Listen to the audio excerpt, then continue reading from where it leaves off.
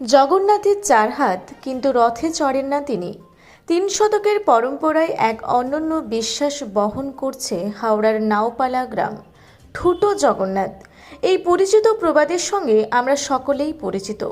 পুরীর জগন্নাথ দেবের মূর্তিতে বাহ্যিকভাবে নেই হাত পা, অথচ সেই মূর্তি শতাব্দীর পর শতাব্দী ধরে পূজিত হয়ে আসছেন হিন্দু ধর্মাবলম্বীদের ভক্তির কেন্দ্রবিন্দু হয়ে।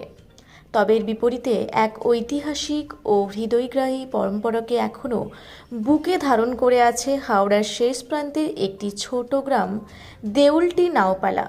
এখানে ভট্টাচার্য পরিবারে প্রায় 300 বছরেরও বেশি সময় ধরে পূজিত হচ্ছেন 4 হাত বিশিষ্ট জগন্নাথ দেব, যাকে মানা হয় স্বয়ং বিষ্ণুর রূপে। ভট্টাচার্য পরিবারের ষষ্ঠ প্রজন্মের প্রতিনিধি সুপ্রিয় ভট্টাচার্য জানালেন, তাদের কুলগুরু ছিলেন পণ্ডিত ডক্টর অযোধ্যানাথ বিদ্যাবাগীশ। জীবনের শেষ পর্বে তার ইচ্ছা হয় পুরীর জগন্নাথ দেবের দর্শনে যাওয়ার, কিন্তু শারীরিক দুর্বলতা ও দূরপাল্লার দুর্বল যাতায়াত ব্যবস্থা সেই ইচ্ছা পূরণে বাধা হয়ে দাঁড়ায়। তখনকার জমিদার ঘনশ্যামবাবু প্রতিশ্রুতি দেন, পুরীতে না হোক এ গ্রামেই হবে তার দর্শন। ফলে নিম কাঠ আনিয়ে গড়া হয় মূর্তি। কিন্তু তার আগে স্বপ্নাদেশে ভগবান জানান তিনি পূজিত হবেন 4 হাত বিশিষ্ট বিষ্ণু রূপে। সেই অনুসারে গড়া হয় জগন্নাথ, বলরাম ও সুভদ্রার মূর্তি। জগন্নাথের 4 হাত, বলরামের 2 হাত, সুভদ্রার নিরহস্ত। আজও সেই মূর্তি অপরিবর্তিত, শুধু একবার রং করা হয়েছিল, তাও বহু বছর আগে। তবে মন্দিরের বড় বৈশিষ্ট্য, এখানকার জগন্নাথ দেবের রথ হয় না, যদিও জন্মাষ্টমীতে হয় ধুমধাম করে পূজা। রথযাত্রার দিনটি সীমিত থাকে গৃহস্থালীভাবে। স্থানীয় বিশ্বাস, এই মন্দিরই জগন্নাথের মাসির বাড়ি, তাই রথ বের হয় না, দেবতা থাকেন মন্দিরেই। কাছে আমরা নথিপত্র পেয়েছি, তাতে আমি যা দেখেছি তাতে করে আমার পঞ্চম বংশধর যিনি ছিলেন অযোধ্যানাথ বিদ্যাবাগীশ উনি উপাধি পেয়েছিলেন। তো অযোধ্যানাথ ছিলেন তখনকার হচ্ছে আপনার আমাদের হাওড়া জেলায় যে জমিদারি প্রথা ছিল, সেই জমিদারদের ঘনশ্যাম বাবুর কুলগুরু।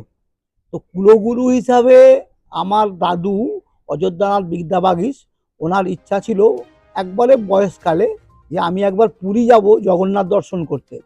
কিন্তু তখন যানবাহনের অবস্থা বা কোনো কিছু সেরকম ছিল না, তাই তখন আমার দাদুকে কুলগুরু হওয়া সত্ত্বেও উনি পুরী নিয়ে যেতে পারবেন না, এটা ওই তখনকার মহারাজ ঘনশ্যামবাবুর খুব মনে ব্যথা লেগেছিল। বলে ওনাকে কিছু একটা ব্যবস্থা করতে হবে।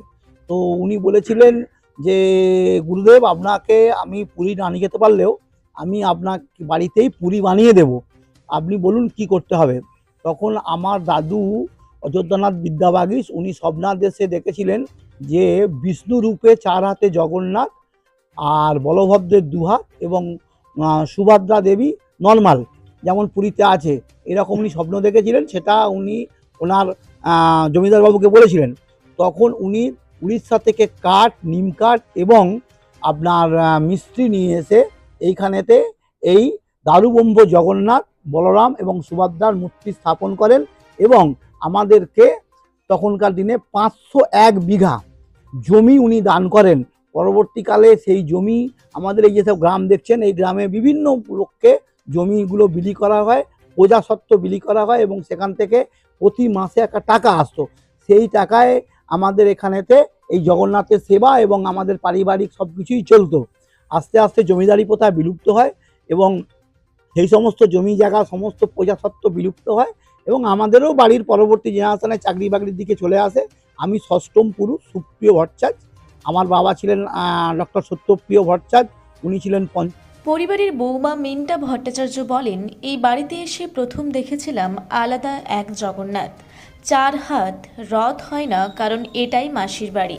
আমরা সেই নিয়মই আজও মেনে চলি।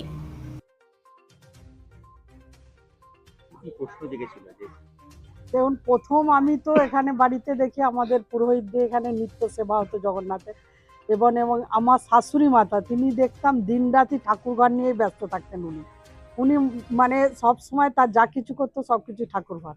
আর আমার শ্বশুর মশাই সব কিছু যাবতীয় অনুষ্ঠান সব কিছু দেখতাম ডায়েরিতে উনি লিখে রাখতেন।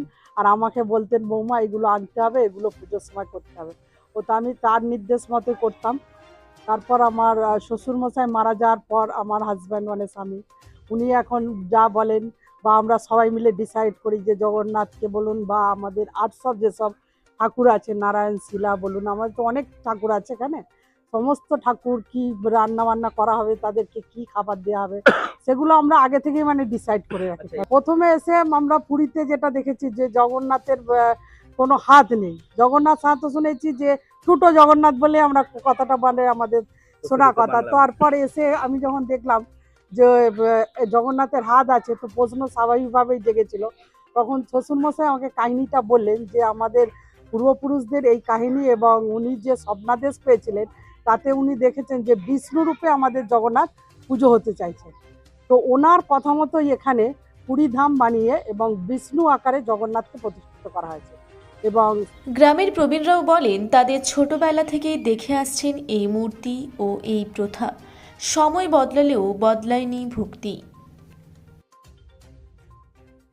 এখানে কোনোদিন রথ আমরা দেখিনি। আমি ছোটবেলা থেকে প্রায় এখানেই মানুষ, কিন্তু কোনোদিন রথ বেরোতে দেখিনি বা শুনিও নি যে এখানে কোনোদিন হয়েছে। এটা অন্যরকমই বলতে পারেন। এবার নিত্য পুজো হয়, পুরোহিত আছেন, ওনারের কুলো পুরোহিত, তিনি নিত্য পুজো করেন। না সেরকম রথের একটা অনুষ্ঠান মানে রথের দিনে হয়, পুজো অর্চনা হয় এবং লোকজনের সমাগম হয়, এটুকু হয়। না উল্টো রথ সেরকম কোনো পুজো আছে না। হ্যাঁ, এবং এখানে ওই জন্মাষ্টমীর দিনে অনুষ্ঠান এটা, হ্যাঁ, এবং সেটা পুজোটা রাত্রেবেলা যে সময় ধরেই হয় মোটামুটি, অনেক প্রাচীন মন্দির। জঙ্গলে ঘেরা ছিল এক সময়ে নাওপালা, রাস্তা ছিল না, তাই রথের আয়োজন কখনো করা হয়নি এমনটাই বিশ্বাস। তবে নতুন প্রজন্ম একদিন যদি মাসির বাড়ি নির্মাণ করে, হয়তো একদিন রথও গড়াবে গ্রামের পথে।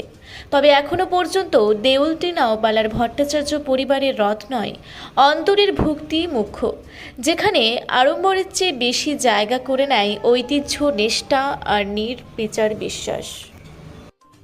হাওড়া থেকে মণিশঙ্কর বিশ্বাসের রিপোর্ট, রূপসী বাংলা মিডিয়া।